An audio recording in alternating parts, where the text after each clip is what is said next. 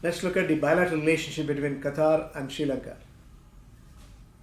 Qatar economy, Sri Lankan economy, Qatar Sri Lanka bilateral and Doha Bank offering and the relationship, Sri Lanka, India, Sri Lanka, Bangladesh, and the allied subcontinent. We need to know what exactly the big picture. While we know aggregate global economy is moving now after the spring suggestions 6%, advanced economies 5.1%, emerging markets 6.7%. Now, Qatar economy, how they will be doing it. Qatar, when you say economy and banking, Qatar LNG update, Qatar FIFA 2022. Now, first one, they're going to do around 2.3%, I should say 2.4%. The GDP is around 166 billion.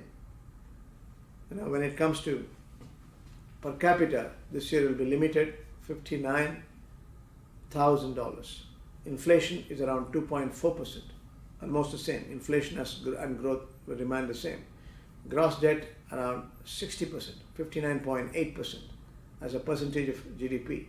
Current account balance is around 7%. So that's what we are talking about. Current account will run into a surplus.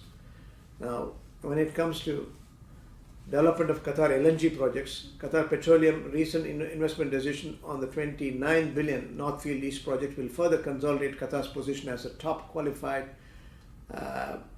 producer for LNG and exporter and the second largest exporter in the world. Will change their positions in the coming days because they will even reach from second to the first. In 2 phases it's coming. Project will rise, hopefully, project will rise Qatar's LNG production capacity from 77 to 110 metric ton per year by 2025. Again, this scale up will further take place. It means in the fourth quarter of 2025, it is going to reach about 1.4 million barrels oil equivalent per day incremental productivity. That's huge in terms of the overall operations. NEF projects represent the first phase of LNG expansion in the state of Qatar. The second phase, referred to as North Field South, that will take from 110 to 126 MMPT TPA. With an expected production start on 2027, the NFS projected volumes includes the construction of 2 additional mega LNG trains with a capacity of 8 million metric ton and associated offshore and onshore facilities. That's very important. NFS project was it was commencing as a result of the Qatar Petroleum successful onshore appraisal activities in the North Field and targets the monetization of gas from southern sector of the northern field. So as far as the next move, Qatar FIFA 2022, less than 600 days to go for FIFA. Completed stadiums: Al Bayt Stadium, Al Janoub Stadium, Ahmad bin Ali Stadium, Education City Stadium, Khalifa International Stadium. Stadium activities underway: Al Tumama, Lusail Stadium, Ras Abu Abud Stadium. So Tumama is coming up, Lusail is coming up, close to conclusion, Ras Abu Abud Stadium. As far as Sri Lankan economy is concerned, it should be doing around 85 billion, 84.5 billion, 4% growth. Inflation will be around 4.4%. The per capita will be around $3,829. Gross debt is around 105%. Current account is a deficit of 2.3%. Sri Lanka expected to grow by 4%.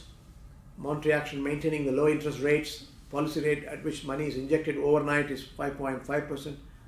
Excess money is deposited at 4.5%. Fiscal policy, fiscal deficit of around 9% of the GDP for 2021. Sri Lankan vision is 2025 is to raise the per capita 5,000, create 1 million new jobs, increase FDI to $5 billion per year, double exports to $20 billion per year, trade and tourism focus. Qatar Sri Lanka bilateral. Now we have an ambassador, Mr. Mafaz Mohiddin, ambassador of Sri Lanka to Qatar in January onwards. Now we have ambassador of from Qatar to Sri Lanka is Ambassador Jassim bin Jaber Al Sarur. So the bilateral relationship is very, very important. Bilateral trade is close to 56 million, and they have diplomatic relationship since 1976. Sri Lankan in Qatar is nearly 125,000. More than 200 Sri Lankan companies in partnership with Qatari side. Lulu Group has started export unit in Sri Lanka in 2017. Doha Bank has agreement with Bank of Ceylon for remittances in 2018. Qatar Airways and Sri Lankan Airlines announced significant code sharing expansion in December. Sri Lanka, Qatar bilateral on food security, governments and polymers, Sri Lankan employment in 2022, FIFA World Cup projects, opportunities throughout fintech and startup, trade finance and investment opportunities, performance bonds, tender bonds, Bangladesh companies also. There are cross-functional relationship, LCs of both exports and imports, and Sri Lanka is keen on seeking Qatari investment in tourism, power and health sectors.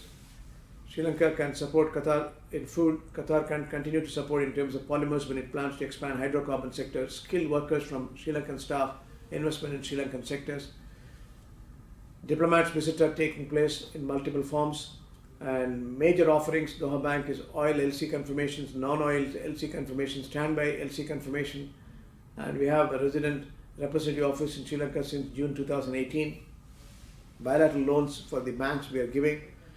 Total relationship we have around 14 banks. Major bank relationship with Bank of Ceylon, People Bank, Hatan National Bank, Sampath Bank, National Development Bank, Pan Asia Bank, Commercial Bank of Ceylon. Now, Sri Lankan trade is close to, with India is around 5 billion. We are supporting Indian companies ready to invest in priority sectors identified by the government of Sri Lanka. Bilateral cooperation between tourism, IT and agriculture. Bangladesh, we have relationship FDI agreement. We have our office. They are cooperating. Trade is around $150 million. Prospects are there between two countries in IT, agriculture, apparels, pharmaceutical, education and logistics. So plenty of multilateral relationship we can create in the coming days to see the bilateral relationship between Sri Lanka and the rest of our Doha Bank alignment can add value to the G2G and again G2B and B2B, and again bank to individual customers, again individual and institutions we can add value.